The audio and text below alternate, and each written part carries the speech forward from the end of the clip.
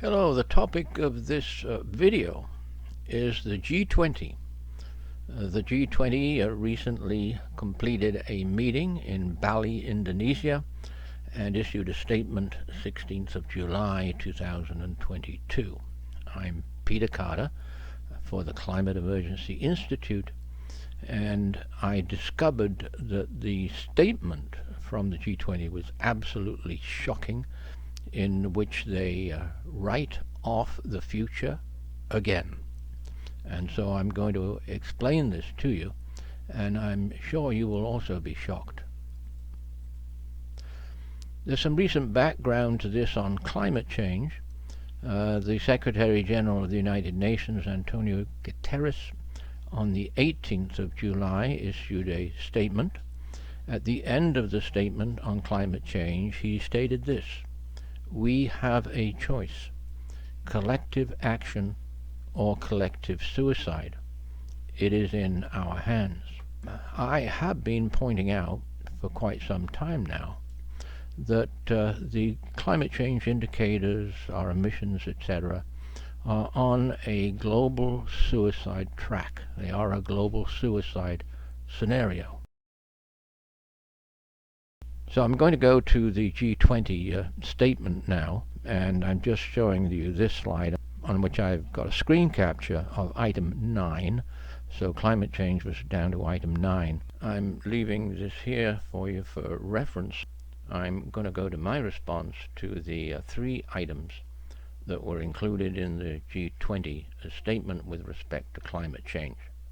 This is the first one. I pointed out a particularly good report on the media for you. The first one is the G20 members pledged to meet their COP26 commitments in reaching carbon neutrality and net zero targets. Now, to begin with, net zero targets and carbon neutrality are not climate change solutions. They contain no action. We have had targets for years and years, and still emissions rise, and they're rising faster than ever right now. Net zero is based on the assumption of successful CO2 removal in vast quantities and safe storage to make up for whatever deficit is left in CO2 emissions, and to make up for the other greenhouse gases, because net zero only refers to CO2. Furthermore, these words mean nothing without putting emissions into immediate, rapid decline, as in the IPCC 6th Assessment Working Group 3, and indeed from the IPCC chair at COP26. The terms are empty words. They mean nothing without ending fossil fuel energy, completely replacing all fossil fuel energy by 100% zero combustion energy, which can readily be made to happen.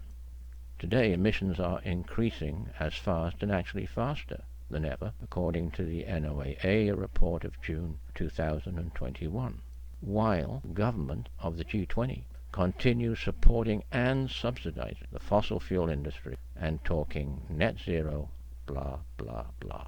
This climate neutrality net zero target is actually a statement that the G20 will do nothing but keep increasing fossil fuel emissions by continued and increasing fossil fuel production without limit.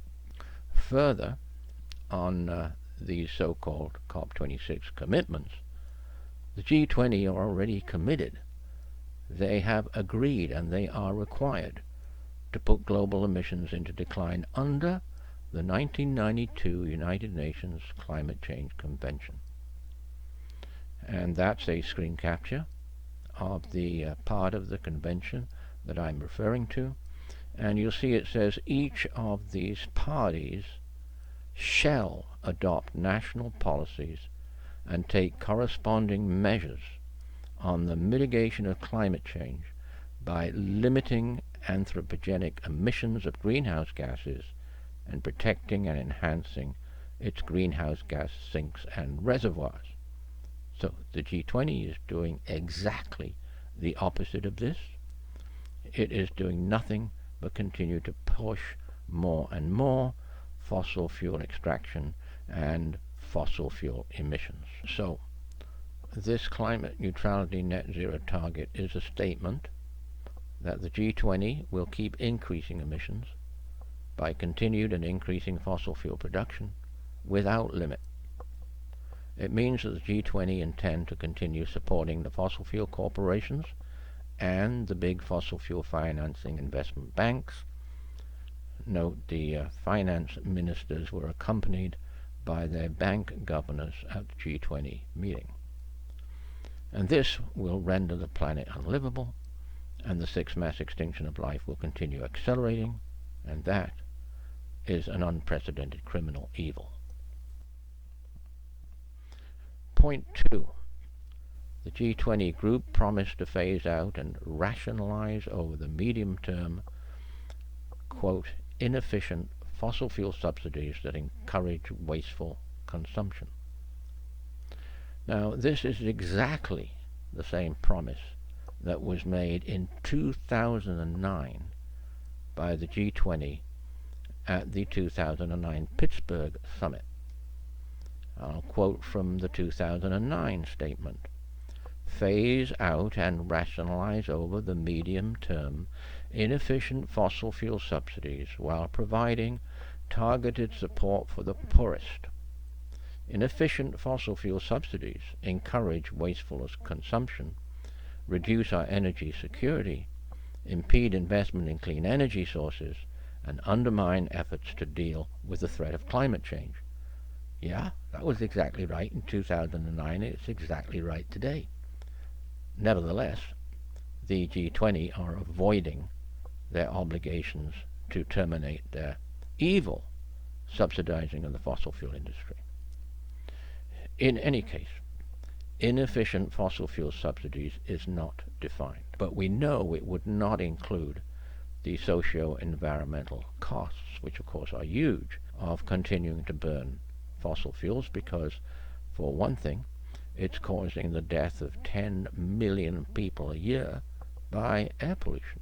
So this statement is a way of avoiding the G20 doing anything to terminate fossil fuel subsidies.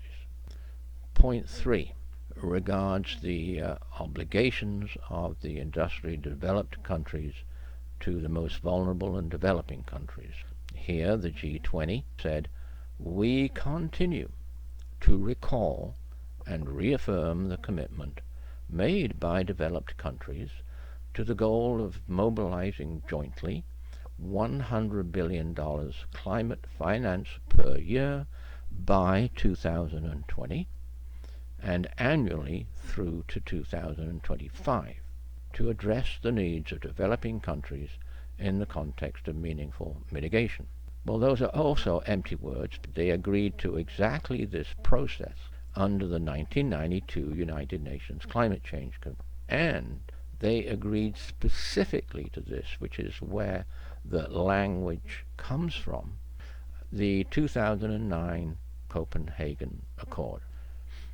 So there's a quote that I leave you to read on the agreement and requirements of the developing countries, on the obligations and requirements in industrially developed countries assisting developing and vulnerable parties.